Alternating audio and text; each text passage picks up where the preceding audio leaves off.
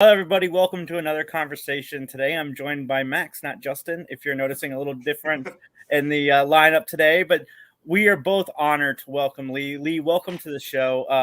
So I watched the first season of The Circle, and I kept telling Max how awesome it was. And finally, he sat down. He watched season 2 with me, and he fell in love with the show. And I don't know if "fell in love" is the right term, because do people fall in love with crack cocaine or meth? I don't think falling in love. I was hooked. I was hooked. It was Jason was right. It was absolutely worth it. But I'm glad season 2 was my first season.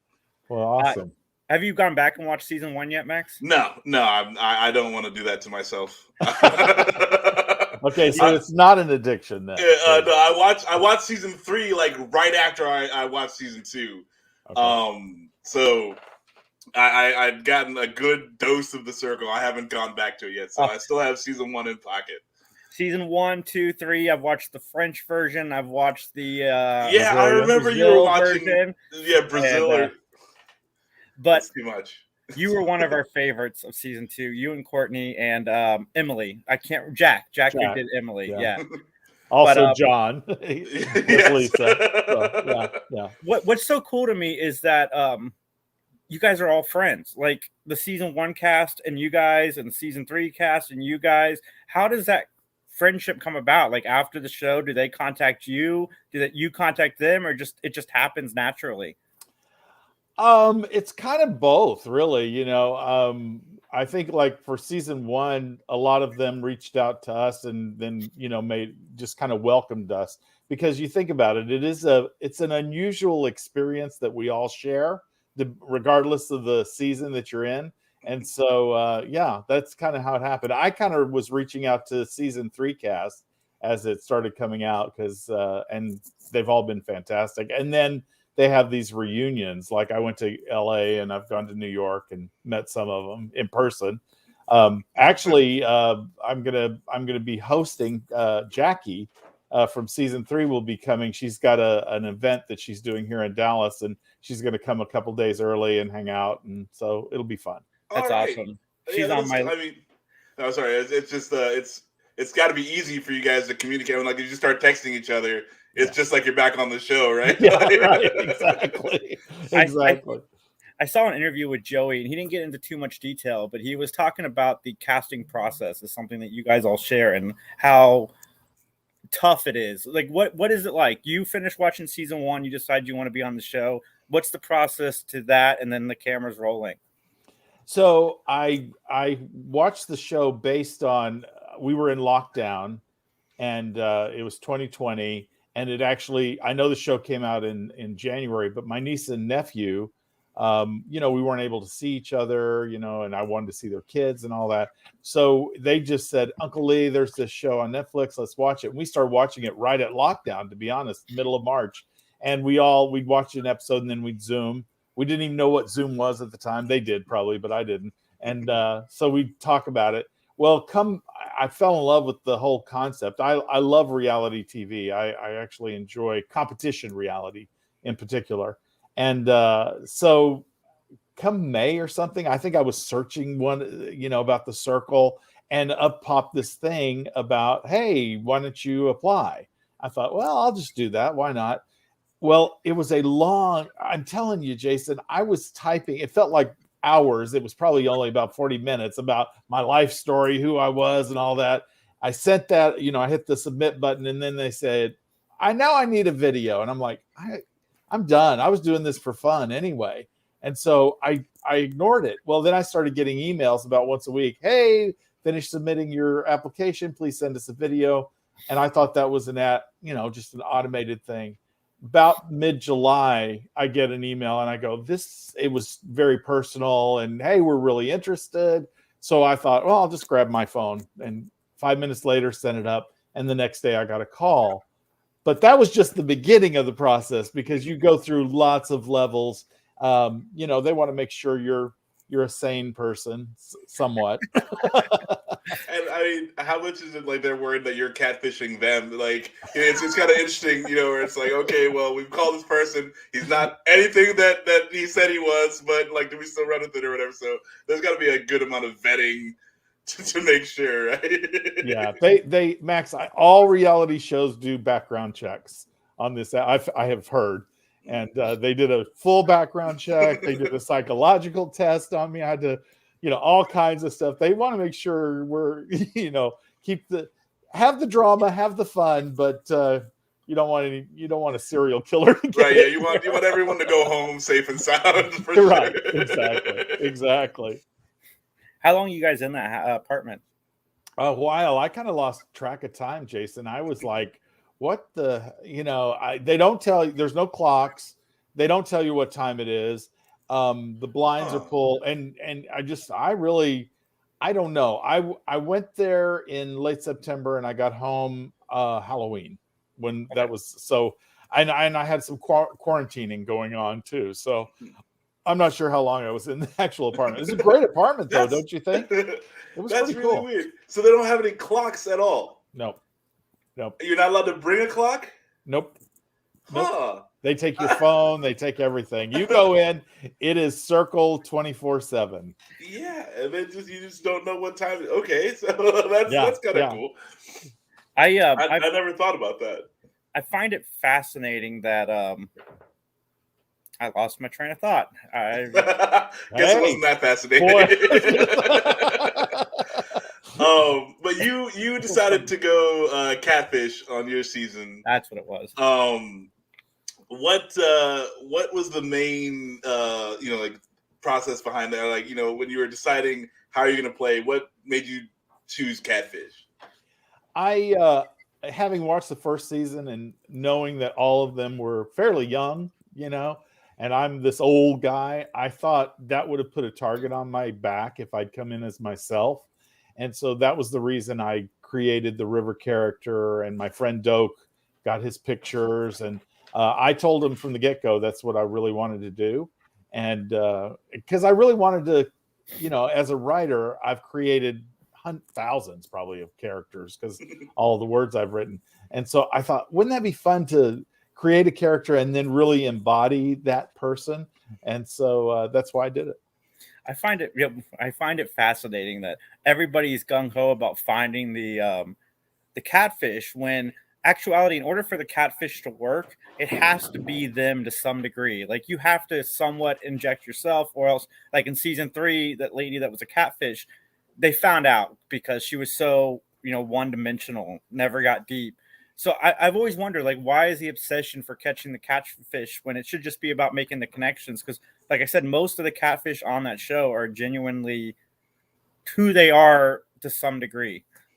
I think the thing is, the game is about, is going to be the last one standing. You want to make it to the finale, and then you want to be the one who gets the most votes in the valley. It's kind of a two-tiered thing. Make it to the finale is the first thing. And so you're looking for any cracks in any of the other players that you can capitalize on. And being a catfish is an obvious crack. It's like, oh, they've been lying about that. What else have they been lying about? Or whatever crack it is, you want to find those weak players so you can get rid of them and you go further. That's really it. It's finding those flaws. And the catfish is an obvious flaw. But I'll tell you the truth, it was fun. I think it was probably a lot more fun for me playing as a catfish than if I had gone in as myself. It still would have been fun. But playing a catfish, it puts you on edge. You're kind of like, oh, are they going to find out? So, I think it's a little more fun that way for me. Nice. Yeah, you just want to add layers to the to the emotional drama in your head. I see that that's a good way to start things off. Like, great, now I got something for them to worry about right off the get. But also, I think it'd be a little worse, like, if you're playing yourself and people think you're a catfish and vote you off, versus playing a catfish, and like whether they find out the truth or not. Like, that would be a whole nother thing. I was like, oh man, I played myself in it, and apparently I'm not real enough. Yeah. Well, that's happened. I mean, some of them thought Terralisha was a catfish, And then in season 3, a lot of people thought Kay was a catfish. Of course, she didn't get voted off, but they've made the mistake. Michelle, I mean, in Poor season Michelle. 3, Yes. Oh my goodness, that poor lady. I wish that they had saved that for later on in the game, so people would have been more familiar with Michelle, and then threw in the ranch. Well, no, but it's a fine line you have to walk, because you can't have people be too familiar with her so that they know instantly that the catfish is a catfish. I felt so bad for her. It was like they pulled the trigger pretty early on that one. That was I agree though. It was a little too soon. But. She's amazing. Have you guys got to talk to her? She's really a sweetheart. She's on my list of people to reach out to. Yeah, definitely. I wanted Courtney. He was my guy from the beginning. I was like that's the one I want to win. And he shot us down. He hasn't replied to us. So sad face. Well, I'll put in a word. Tell him we're not catfish. Yeah, exactly. But what was one of your favorite wrenches they threw at you guys? Because you guys had a lot. Like season 1 didn't have as many surprises as 2 and 3 did. Yeah, for my season, I think the one that I love the makeup challenge because how painful it was for Jack, aka oh Emily. My goodness! I mean, that was a bomb in his game. Jonathan Van Ness was brutal to poor little aka Emily, and I love that whole challenge. I mean, I remember seeing when Emily's mannequin popped up, and I'm going, there is no way this is a little sorority girl. No way at all. So, it was fun. My favorite twist was bringing back Emily and Lance together to make a person and then get into the finale together. That was fantastic. Don't you think they were amazing together? Yes. I mean, it was great comedic element that we kind of needed, and they were so fun together. He was so tall, she was so short, and they were just fun. It was fun. Absolutely. I went from the beginning of the season, not really a super big fan of Jack, to the end of the season, a huge fan of Jack. Yeah. I thought he played a good game. I thought he did play a good game. And that makeup challenge just totally ruined life. But how are you supposed to see that coming? It wasn't anything anything he did. Yeah, you were my favorite from the beginning, because I have sent in my applications for the circle, and I'm an older person too, and I'm like, come on, Lee, let's do it. Let's do this. Come on, man. Yeah. Well, I think I messed up on I relive it because it's fun, and it doesn't matter. The right person won. I love Trevor, aka Delisa. She's amazing. We talk every week on the phone. But I think I went in. I think as the game matures, people are going to be, like I said, there's a 2-part tier to this. Getting to the finale and then winning is a different kind of strategy, because if you go in too strong, I think I was seen as a threat because everybody knew it was either me or Courtney when Mitchell got taken out. And so they weren't, and we were a duo. They knew us as a duo, which was a mistake on our part, but I didn't know how to undo that. But I think if I had, I'm going to ask you guys, tell me what you think. If I had, when I was super secret influencer, taken out Courtney, I think I might have won the game. Maybe. Because they would have all thought there's no way he did it. So they would have seen me in a weakened position. And that's where you really need to go into the finale, is being seen as a weak, unthreatening player, because you're the competition. There's 5 of you voting, and everybody's going to, most people are voting not with their heart, but with their, like Courtney did. He put me in 3rd. So that's my thinking. If you would have taken Courtney out, I don't know that, obviously we can't say that you would have won. I do feel like you would have, that would have put you closer to the winning. That would have been a cutthroat move though. That's straight gameplay. The person that can do that, I maybe don't want to know. Like maybe they. It's just like, wow, that's cold. But hey, $10,000, like you gotta make those moves. Yeah, it's hard though, because like you said, you're making connections with these people, and you made a connection with Courtney, so it'd be really hard for you to block Courtney, knowing that if I block him, I might be able to win. I guess like at at the end of the day, it's like, hey, we all played a game together, and like there's no hard feelings or anything. But man, that would have been cutthroat. I would have been like, mad respect for even thinking of it. Like I would have. I think that was Nick's downfall in season 3, is that he kept too many of his friends in the lineup. I think when you get to the finale, Jason, is you have to. You want to get all these people, but then right before you want to make sure they're out. Because look who won. James won in season 3 because why? He wasn't seen as a bigger threat than Nick or Kay. Nick and Kay were perceived as the big threats. Right. And I think that's the thing. You've got to be seen somehow. You got to get to the finale and then stay in the middle. And you really don't want. I had Chloe, I had Courtney. I mean, that we were the stronger ones. We had the trio, but none of us won because Trevor won. And so John or Trevor, I mean, that's, you kind of want to be in that secondary alliance. I think this is game theory. But it's all very interesting because you don't want to be the first influencer. Every time, every season I watch, the first influencers are like the next ones out, and then it's a weird sort of like, okay, I have to be good enough to stay, but not so good that people are thinking about me one way or the other. It's a delicate dance you have to do. Yeah. In season 1, I mean, it worked for Joey. Everybody that he was, because he was in a huge alliance, but he ended up winning. But I think it's season 1, and this is nothing against all the other seasons. Like, I think they voted for who they wanted to win or who they thought should win. And the other seasons, the voting's been a lot more strategic. Like, okay, I'm going to put this person here, this person there. So that way, maybe my numbers, if everyone votes for me in the middle, my numbers will be higher than, You're more than just the circle. You're a writer. Tell us about that. I've been writing for years and years. I was in corporate America for a long time writing. I had written screenplays with my sister, and she and we'd gone to South by Southwest in a screenwriting competition. We'd moved up in Project Greenlight with Ben Affleck and Matt Damon's thing years ago, if you're familiar with it. Mm-hmm. But unfortunately, she was diagnosed with cancer, and I lost her about 18 years ago. And so I stopped writing. I was like, because I'd always been a collaborator with her, and we were just on the verge. And then that happened, and we had to focus on trying to see what we could do and see if we could help her. But unfortunately, we lost her. But fast forward a few years, I was in corporate America. And then this friend of mine who wrote romance novels, Shayla Black, and she and I would go to lunch. And she kept saying, you need to write.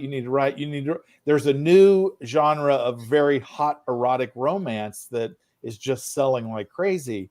And I said, well, what would I know? I'm this gay guy, what would I know for women? And she said, I'll help you write it. And I wrote the thing, and the damn thing sold. And then the rest is history. I have several pen names I write under, but I'm really kind of focusing since the circle on screenplays and television plays, teleplays, because I've got a couple things optioned. So fingers crossed, But how has the circle helped that? And did your social media like skyrocket after the season came out? Yeah, I was the lurker more than anything. And I had social media everywhere. But what I would do is I'd come on and say, hey, I've got a book to sell. I hope you'll buy it. And then I'd disappear. That's all I ever did. I had 800 followers on Instagram, and now I have like 125,000 plus. Yeah, so it changed a little bit. Just a little tiny bit. Had a little bump. Yeah. Do your books start selling faster too? The books, I've got some. I'm moving them over to a new platform. I got a new contract, so kind of excited about that. That'll be coming in the middle of November.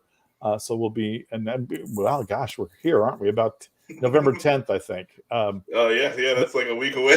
Yeah, there's a platform.